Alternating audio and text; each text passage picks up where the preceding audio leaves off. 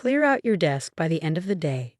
The words echoed in my head as I stared at Mr. Harrison, my boss of 5 years, wondering if I'd heard him correctly. There must be some mistake, I managed to say. The client data breach. I had nothing to do with it. He shuffled the papers on his desk, avoiding my eyes. The evidence is quite clear, Sarah. Your login credentials were used to access and leak sensitive information to our biggest competitor. The board has no choice. Because someone stole my password. I protested, my voice rising. I've been telling it for weeks that something was wrong with my account. I'm sorry, he said, not sounding sorry at all. The decision is final. As I walked out of his office in a daze, I caught a glimpse of my sister Diana watching from her corner office, a small smirk playing on her lips. That's when everything clicked into place. The accidental coffee spill on my laptop last month that required a password reset. The strange emails I'd been getting. The way Diana had been quietly undermining my projects while cozying up to the board members. My own sister had orchestrated my downfall. I'd spent 8 years at Maxwell Technologies, working my way up from entry-level analyst to senior director of operations. Diana had joined 3 years ago, fast-tracked through management thanks to her Harvard MBA and our father's connections with the board. From day one, she'd seen me as competition. Every success I had was a threat to her carefully planned rise to the top. But I never thought she'd go this far. As I packed my belongings into a cardboard box, my hands shaking with a mixture of rage and humiliation, Diana sauntered over to my desk. "Tough break, sis," she said, examining her perfect manicure. "But really, did you think you could compete with me? I mean, your community college degree against my Harvard MBA. It was only a matter of time." I looked up at her, the stranger wearing my sister's face. "You did this?" I said quietly. "You set me up." She laughed, the sound cold and brittle. "Prove it." "Oh wait, you can't. Because all the evidence points to you having a little side arrangement with quantum systems. Selling client data to the competition. That's career suicide." "Why?" I asked, though I already knew the answer. "Because you were in my way," she replied simply. "The board is looking for a new COO. And now, with my main competition conveniently eliminated, guess who's the front runner?" She leaned in close, her designer perfume making me nauseous. "Good luck finding another job in this industry. Nobody hires corporate spies." I watched her strut away, her Louboutin heels clicking on the marble floor. The same floor I'd walked across for 8 years, building relationships, solving problems, earning respect the hard way.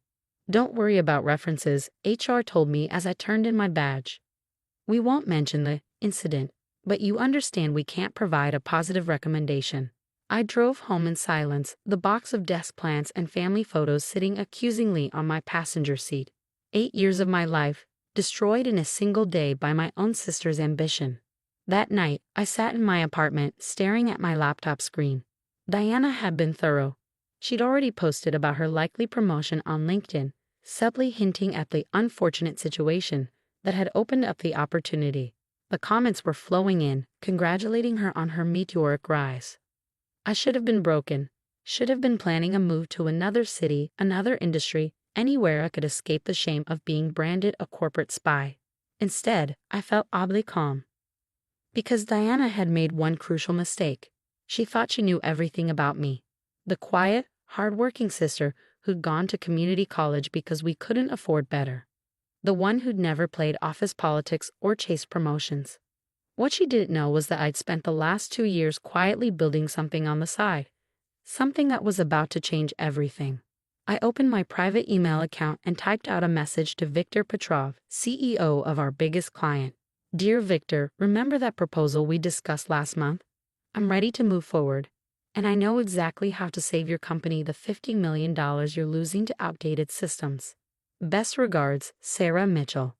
His response came within minutes. "I was wondering when you'd be ready to leave Maxwell. Let's talk tomorrow." I smiled, thinking of Diana's smug face. She thought she'd ended my career. In reality, she'd just freed me to pursue something much bigger. The next morning, I met Victor at his private office overlooking Central Park. He'd always appreciated my direct approach to solving problems, even when Maxwell's bureaucracy got in the way. "So," he said, pouring us both coffee, "I heard about what happened. Quite convenient timing, isn't it?" I nodded. "They think I sold client data to quantum systems. In reality, I've spent 2 years documenting every flaw in Maxwell's outdated infrastructure. Flaws that are costing your company millions. And you can fix them, he asked, though we both knew the answer. I've already designed the solution. I just needed to be free of Maxwell's non-compete clause. I pulled out my tablet, showing him the prototype I'd developed. This system will revolutionize how technology companies handle client data. No more breaches, no more leaks, no more million-dollar losses. Victor studied the specs, his eyes widening. This is brilliant. But you'll need funding, a team. I have a team, I interrupted. Top engineers from Google, Amazon, and yes, even Maxwell. People who believe in the project and have been waiting for me to make my move. He leaned back, a slow smile spreading across his face. How much do you need? 50 million. In exchange for 20% of the company. He didn't even hesitate. Done. But I want something else too. What's that? I want Maxwell Technologies as your first acquisition target. Their stock is about to take a hit when we terminate our contract. Should make them quite affordable in about, 18 months. I felt a slow smile spread across my face. Funny you should suggest that. I've already drawn up the plans.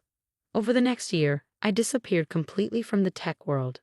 Diana probably thought I'd gone to work at some small company, licking my wounds. Instead, I was building something revolutionary. We called it Sentinel Systems, a complete reimagining of how companies protect and manage sensitive data. Our beta test showed a 99.9% reduction in security breaches. Major tech publications started whispering about the mysterious startup that was about to change the industry. Deanna, meanwhile, got her promotion. She became COO of Maxwell Technologies just in time to watch their stock price plummet as major clients, led by Victor, began jumping ship. I kept tabs on her through industry news. She gave interviews about Maxwell's transitional period, promising innovations that never materialized. The board grew increasingly impatient as the company's value dropped month after month. Then came the day I'd been planning for all along. Maxwell's stock hit an all-time low. The board was desperate for a lifeline, and Sentinel Systems, now valued at over $300 million, was ready to make its first acquisition. I sat in my sleek downtown office, looking at the latest headline, Tech's hottest startup in talks to acquire Maxwell Technologies. My phone buzzed. A text from Diana. Did you see the news? Some startup is trying to buy us. Don't worry, I'll make sure they keep the family embarrassment far away from any decisions. I smiled, setting my phone down without replying. Tomorrow at 9 a.m., the board would meet to discuss the acquisition offer, and Diana would finally learn who was really behind Sentinel Systems. Sometimes the best revenge isn't getting even. It's rising so far above your enemies that they can't help but look up and see you coming. I arrived at Maxwell Technologies at precisely 8:45 a.m., 15 minutes before the board meeting was scheduled to begin. The security guard at the front desk did a double take when he saw me. Miss Mitchell?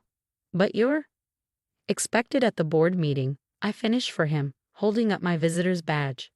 Could you please let Mr. Harrison know I'm here? Walking through those marble halls again felt surreal.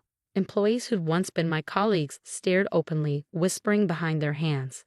My designer suit and confident stride were a far cry from the broken woman they'd watched leave in disgrace a year ago. I was early, but the boardroom was already full. Diana stood at the front, laser pointer in hand, likely preparing another of her famous presentations about Maxwell's bold new direction. The room fell silent as I walked in. Diana's laser pointer clattered to the floor. "What are you doing here?" she demanded, her voice higher than usual. Mr. Harrison stood up, looking uncomfortable. "Sarah, there must be some mistake. The meeting with Sentinel Systems CEO isn't until 9 o'clock. I finished checking my watch. I'm a few minutes early. I hope you don't mind." Diana's face went from red to white in a span of seconds. You're not. Sarah Mitchell, CEO and founder of Sentinel Systems, I said, taking my seat at the head of the table. Shall we begin? The next few minutes were chaos. Diana tried to have security remove me. Mr. Harrison had to be convinced that my credentials were real. Board members frantically pulled up news articles about Sentinel Systems on their phones, trying to understand how they'd missed this connection. "This is impossible," Diana finally sputtered. You were fired for corporate espionage. You couldn't possibly. Interesting you should mention that. I interrupted smoothly, opening my briefcase. I have here documented proof that the data breach which led to my termination was actually orchestrated by someone else within Maxwell Technologies. Would you like to see it, Diana? She fell back into her chair, face ashen. But that's not why we're here today, I continued, addressing the board. We're here because Maxwell Technologies is failing. Your stock has dropped 60% in the past year. Major clients are leaving, and your technology is hopelessly outdated. I clicked a button, bringing up Sentinel's acquisition proposal on the screen. We're prepared to offer a generous purchase price, well above current market value. We'll retain most employees, modernize your infrastructure, and restore Maxwell to its former glory. And what happens to current leadership? One board member asked, pointedly not looking at Diana. That will be evaluated on a case-by-case basis, I replied, though I have serious concerns about certain executives who may have engaged in corporate sabotage. Diana stood up so quickly her chair fell backward. You can't do this. I'm COO. I've given everything to this company, including your integrity. I asked quietly, let's talk about what really happened last year, shall we? Over the next hour, I laid out everything, the stolen password, the fabricated evidence, the carefully orchestrated sabotage. I had proof of it all, gathered meticulously over the past year by private investigators and forensic experts. Ms. Mitchell, the board chairman said when I finished, I believe we owe you an apology. Deanna tried one last desperate move. Daddy, she pleaded, turning to our father who sat on the board. You can't let her do this. I'm your daughter. So am I said softly, and you chose to destroy my career rather than compete fairly. Our father looked between us, years of family dynamics playing across his face. Finally, he said, the board will vote to accept Sentinel's offer. Diana ran from the room, mascara streaming down her face. Part of me wanted to follow her, to offer comfort like I had when we were children. But that part of our relationship had died the day she chose ambition over family. The acquisition moved quickly after that. Within a month, Sentinel Systems owned Maxwell Technologies. Our advanced security infrastructure was integrated into their systems, immediately solving the problems that had been driving clients away. Diana resigned before I could fire her, though the evidence of her corporate espionage would have been grounds for immediate termination. Last I heard, she'd moved to Chicago to work for a smaller tech firm. I kept my office in the Sentinel building, only visiting Maxwell's headquarters when necessary. But 6 months after the acquisition, Diana appeared in my lobby. Security called up, my assistant said, your sister is here. I considered turning her away. Instead, I said, send her up. She looked different, humbler somehow, without the designer clothes and perfect makeup. She stood awkwardly in my office, staring at the view of the city. Quite a view, she finally said. Better than Maxwell's. What do you want, Diana? She turned to face me, eyes bright with unshed tears. I want to know how you did it. How you built all this while we thought you were finished. I did it by working harder than anyone else. By believing in myself when no one else did. And by never ever sacrificing my integrity for quick success. She nodded slowly. I've been offered a job at a startup in Seattle. Clean slate, fresh start. I wanted you to know. I hope you do better there, I said. I hope you learn that success doesn't have to come at someone else's expense. After she left, I stood looking out at the city, thinking about choices and consequences. Diana had chosen to destroy me to advance her career. I had chosen to rise above destruction to build something meaningful. 1 year later, Sentinel Systems was valued at over $1 billion. Our security infrastructure had become the industry standard. Maxwell Technologies, under our leadership, had regained its position as a market leader. I kept the cardboard box from the day I was fired. It sits in a corner of my office, a reminder that sometimes life's worst moments can lead to its greatest transformations. Diana and I see each other at family gatherings now. Things aren't warm between us, but they're civil. She's doing well at her new job, from what I hear.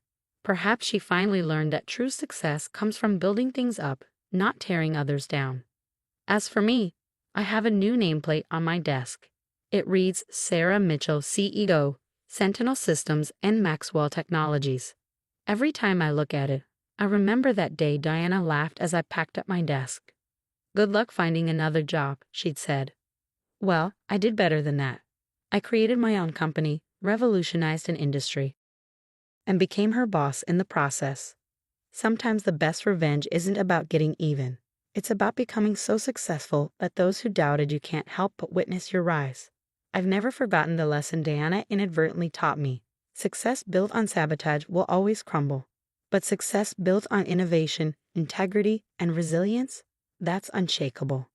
Last week, a young employee was fired from one of our competitor companies for whistleblowing about unethical practices.